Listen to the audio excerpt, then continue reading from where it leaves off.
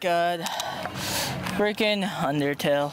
Or not Undertale, freaking Homestuck. I remember my first convention having no idea who Homestuck it was. Literally. Whew. First convention. What? Did you dress up as first convention? A homemade Power Ranger. It was really bad. There's all kinds of stuff going on. So, yeah, this is the worst blog shooting ever. Because my face is not even, well, now it is. Okay.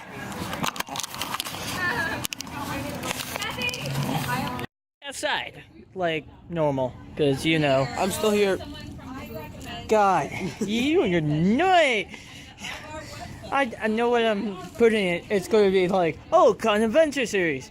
And it made DeMoii or thing or whatever. Featuring Parker. Yep. Oh my god. Apparently, unlike Tyler, I can't get rid of this guy. You did not hear that. Won't ever. You did not hear that. You did I heard not. all of that. Yeah, well, whatever. Whatever. Yeah, it is really freaking gorgeous out here right now. It's this gorgeous day in Des Moines. Then a couple weeks later, Nebraska, like 2 weeks. Reviewing. I should probably do more of that. Well, I think I got enough stuff to for review stuff.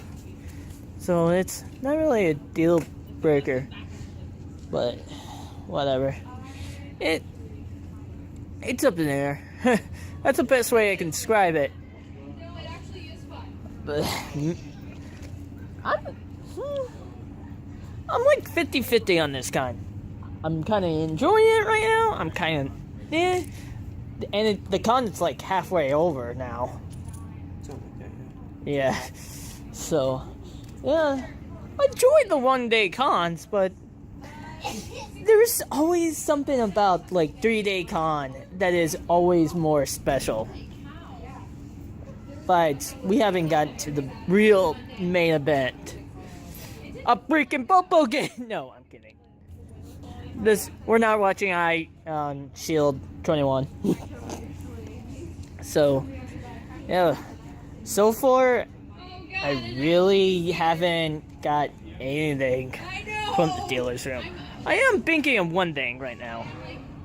But it's $130. Well, no, not that. Oh, not on that. Something else that's cheaper. Oh, okay. But it's still kind of pricey. Pricey.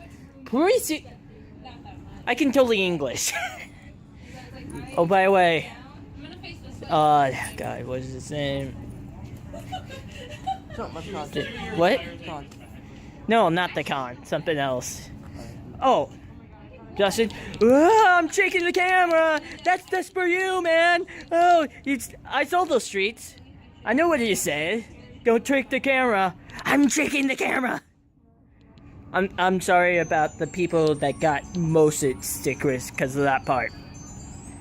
Also, you're probably wondering what happened was that I got in a fight with a car, and the car won. Transformer. Yeah, it was barricade. Freaking those Decepticons are dicks. Get this. I don't know why I'm doing that. So we're just getting some fresh air before the Q&A panel starts, and then aircraft time. Blah. So yeah. Oh God, I don't know what to. Well, we just had a student ask us what's going on. That's what you get for being at a freaking college campus con. That's really rare for like college, the host con, but not by much. So yeah, I heard like Brocolois. I don't know if I should stop because of copyright. No, I don't think they can hear it, but you can hear the hot hand clap. Sorry, I had to plug the theme. So, yeah. And my next day one con is Cedar Rapids Cowboy Kwan. I need to make a announcement video on that. Okay, I'll probably do that later. I hate to eat, so yeah. I will catch you guys later.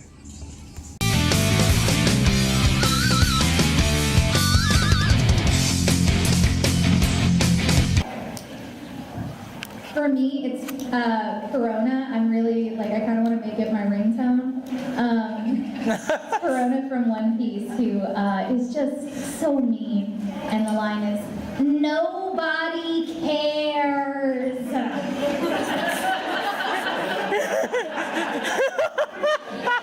That's real life used to. You know? I was in a video game that hasn't come out yet, but it's called Rival Threads. And I voiced one of the smallest teacher. She's like a kid teacher.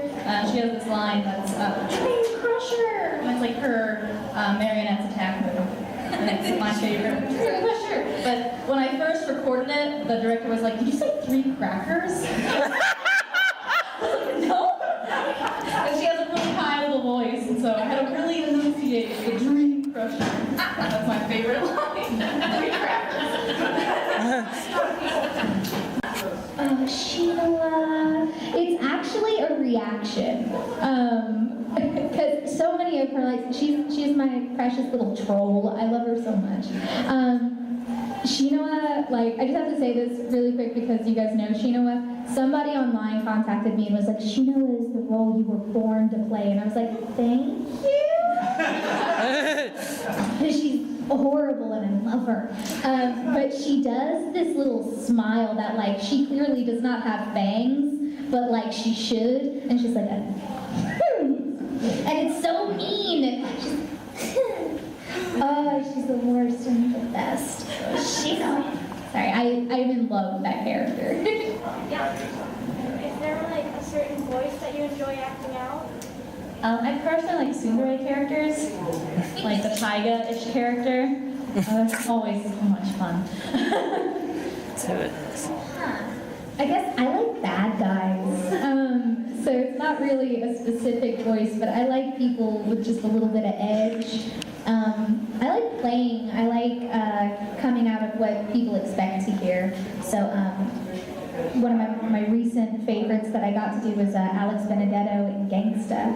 And it was cast pretty completely against my usual type shoes, which is hilarious because she's 24, which is anime 90, apparently. And so just like, it's like, I need it as low as you can humanly go. And I was like, she's 24! But, so I enjoy things like that. I just like a challenge, I like to mix it up. I'm really hoping, the show that I'm doing right now, Puzzle and Dragons Cross, has these adorable cat, bat, egg, alien, dragon, monster creatures. And they're amazing. And the ladies voicing them right now, Alexis Tipton and Tia Ballard, are just killing it. And I'm really hoping another one shows up in the series, because I just wanna do it. They sound adorable. Alexis gave hers like a speech impediment. They're crazy and they're great, and I want to do that. I personally like the 3 crackers role. She's my favorite. I'm just gonna call her 3 crackers from now on. Tell the director you have to change this character saying you have no idea. But yeah, Rara from Arrival Threads is probably my favorite, just because she's so much fun, and the director was just really like, you could do whatever, like, if you have lines that you think that she'd be good at, throw them in there. So I was like, yes. So I just recorded like all these like evil laughters, and he's like, oh my god, I love her with an evil laughter. I was like, yes, yes. So yeah. Girls that were challenging for different reasons.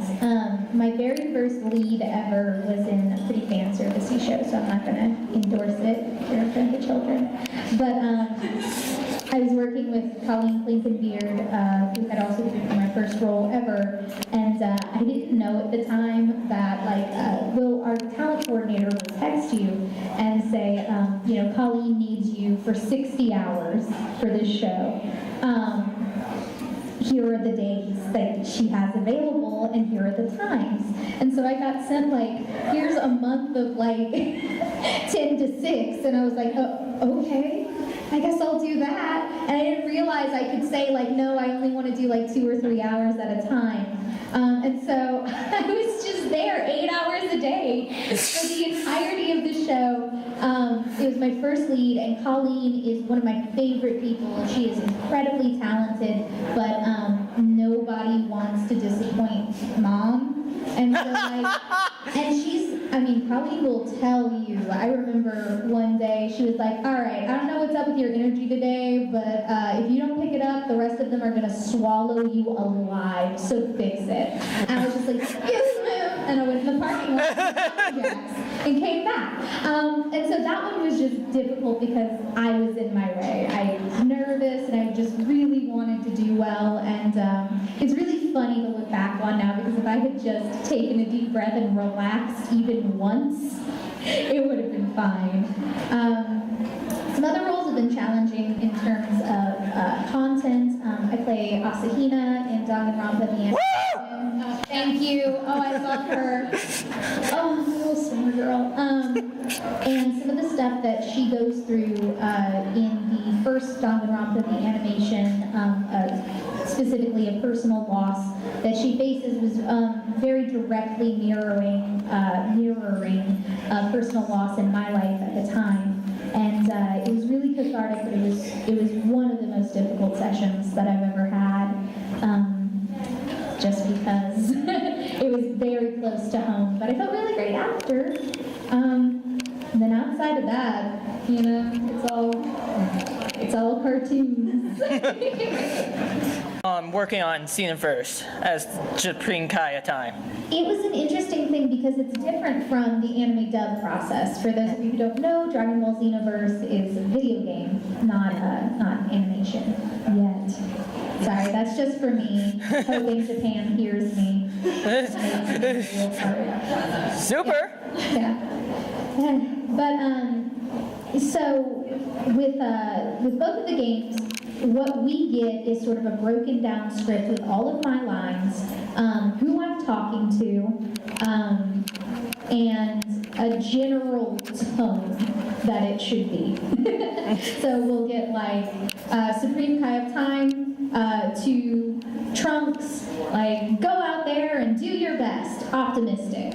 And then we have the file from the Japanese to give us an idea of the timing and whether there will be breaks in the flaps. And so I have to make that match that and sound not like it came from the void as it did. And it's really fun. Being a DBZ fan, Vegeta is my favorite. And for the first one, I was directed by Chris Sabat, and I fangirled pretty hard when I got home. I try not to bring it. I try not to bring it into the booth.